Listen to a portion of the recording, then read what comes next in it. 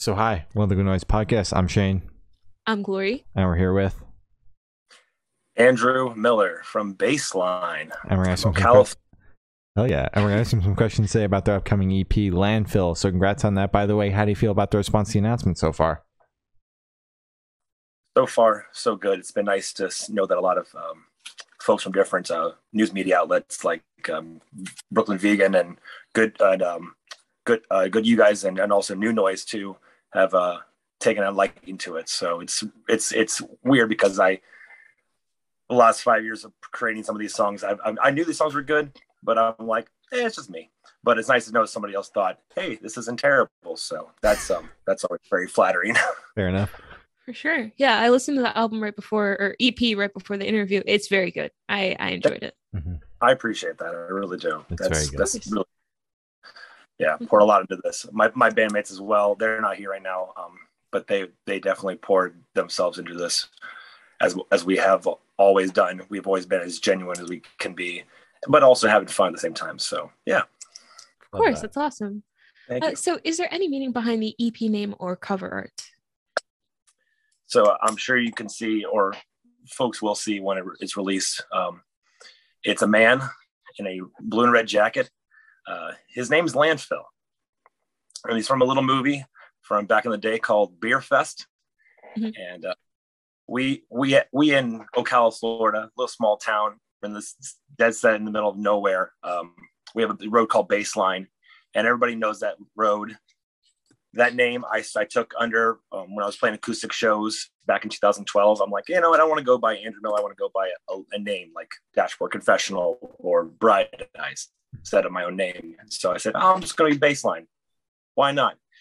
And I just start, thinking, well, if we're going to put music out, why don't we just name all of our EPs after little landmarks on the road? So the first EP had nothing to do with it. It was just lyrical content. But the second EP was called Discount Beverage, which is no longer there, but it was a cool little gas station, convenience store.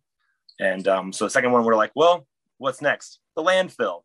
But nobody wants to see a giant pile of trash on the on an album cover. I mean, you could, but you don't. So we thought we would just put in some of our favorite references and our favorite movie guys. And so Landfill, the character, felt like a really fun thing to do. So we thought, why not? Let's have a beer. I'm having a beer right now. Cheers to beer fest, and cheers to Landfill, the character. Yeah. Perfect. So can you tell us? It's not really have any connection to the lyrical content. It's just for fun. Fair enough. Fun. Exactly. That's awesome. So can you tell us a little bit about your writing process for this EP? I write most of the songs lyrically. My drummer and my bassist do what they do well, which is they play. Zach is an incredible drummer, one of the best I've ever worked with, and Jason is my best friend of 10 years now, and he is just I won't play with any other person. If he doesn't play music, I won't play music. So he's a great bassist of Baseline, and yeah. He's the heart and soul of this band. And so when I bring something to the table, I'll like, hey, check this riff out. What do you think about it? We'll try it out. We'll give it a whirl. They'll add their things to it. And the structure of the song will change over time, but most of all, it's still my lyrical content, just added in with their flares. And that's pretty much it. It's actually really fun to work as a 3-piece. It was challenging at the beginning because we lost our guitarist. He didn't die. We just misplaced somewhere. Nowhere found. And so after that, we were like, well, let's try this out. It was a 3-piece, and it's been so much fun since then. It really has. So that's our writing process. It may change, but for now, it's just I just bring something and then like a little rock, and we start to polish it as more we go on. We just start to really polish these things. The oldest song is Left Behind. It's probably the most polished song, and I'm glad that it's done after almost an 8-year, work in progress. So yeah. Jeez. So have you been like not satisfied with how it's been for the past 8 years, or did you just kind of pull it out of nowhere and been like, oh, hey, let's just kind of work on this now? A little bit of column A, a little bit of column B. I I liked the song as to its core, but we wanted to make sure that it hit all the right notes. It had the punch, it had the nice timing. It was a really cool time signature that I didn't mean to write in there, but it did. It worked very well. The leads, the leads were kind of just added in last minute, but yeah, it was just one of those things. Like we played around with it for a while. Other band members didn't like it. I said, this is a great song. I think this is going to be a hit one day, in my humble opinion. And so we said, let's keep working on it. And so we did. So it was written 8 years ago. It has just been worked on by all three of us for about 3 now. So yeah. Okay, that makes sense. Whew. Yeah. Yeah. It's not like it was like the most challenging thing in the world. Like I remember listening to old Linkin Park articles talking about a lot of their stuff and how they've taken songs and restructured them for 8-9 years. And so it's nothing like that. It's just, well, we got to it. Yeah. Yeah, that makes sense. That makes sense. So I want you to tell us your favorite lyric off this EP and the meaning behind it. I'm going to go with, that's a good one. I'm probably going to go with, Can You Feel the Innocence Again, like we did when we were 10, which, just, I don't know. I don't know what it means to some people. To me, it means that I miss the way I felt at, in my adolescence at 10 years old, 12, 13. And I just, nostalgia is a real son of a bitch. Yeah. It's really, and people monopolize on it now, and they play on our emotions, but they know that we miss feeling that way when we were kids. And so, and it's true, it's a very painful feeling to know that it's not going to get any better. We just got to keep living on.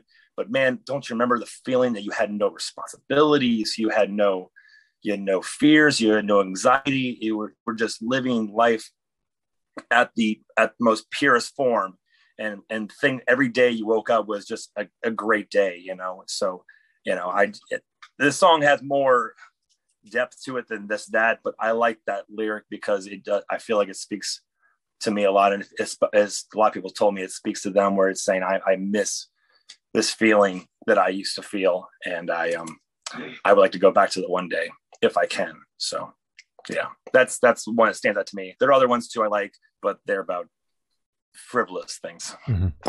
All right. Yeah. So where was your headspace at while you were writing this EP? Where was I at? Writing it, the songs are kind of like spaced out. My headspace were, trying to dig deep as much as I could from myself and try to pour out the most honest things as I can. One of my favorite writers is Jeremy Boehm from Touche Amore, and he says you have to, to write true content, you have to dig as the hardest and deepest of the sore spots of yourself and pour them out, even if it means being rejected, even if it means being, alone for many years. He says that's in his own word, be an artist, or to truly write with contentment. That doesn't make sense. I don't know. I like to just pour myself out as much as I can. Mm-hmm. And some other songs in my headspace, I was just angry at certain people, or I was angry at myself. So let's put it this way: not great in the moment, but reflection is good. And I'm reflecting on these memories and these lyrics, and it's nice. It's good to be standing here now better than what I once was. So, and looking at these songs are like just a little reminder of what I've come from. I like sure. that. I'm happy to hear you're doing better mentally. I appreciate that, Gloria. I really do. Of course. So how do you recommend your fans to listen to this EP for the first time? Should they play it in the car with friends, dark with headphones on? Should they blast it at a party? Is it a workout album? Should they work to it, as in schoolwork? What do you personally recommend? Schoolwork. Yeah. I remember listening to my little CD player at my little Walmart headphones, and while doing homework. Algebra was terrible, but that helped me go. It always is. Truly awful. And I'm good at math, but I'm not that good. But I remember enjoying music while doing homework. So that's one way to do it. But I think this is definitely a car jam. I think this is because it starts off really punchy, really peppy, kind of twangy, a little old country, if you will. Mm-hmm. That's I think that's a good way to start it off. And then by the third track, everybody's going to get quiet. Everybody in the car is going to shut the hell up and listen. And then the bangers will start right after that too. So I think a car jam would be great. You can listen to us with headphones or with the vinyl, but I think car jams are fun. All right, For sure. Listening with friends is great too because you can talk about it. So For sure. So this question should be super, super quick. Off the top of your head, I want you to describe the CP for new listeners in 3 words. No more, no less. Oh, okay. Well, slacker, rock, boys. All right. There you go. That's perfect. No digging there. Just a bunch of goofy guys just slacking off like George McFly or Marty McFly. They're a bunch of slackers too. So we're doing the same thing. Slacker, rock, boys. All right. There you go. Perfect. So is there a certain feeling or emotion you want this EP to invoke in your listeners? Besides what sleep kind of entails, which is, just trying to remember what you used to feel like. Other than that, I want them to just have a nice melody in their head.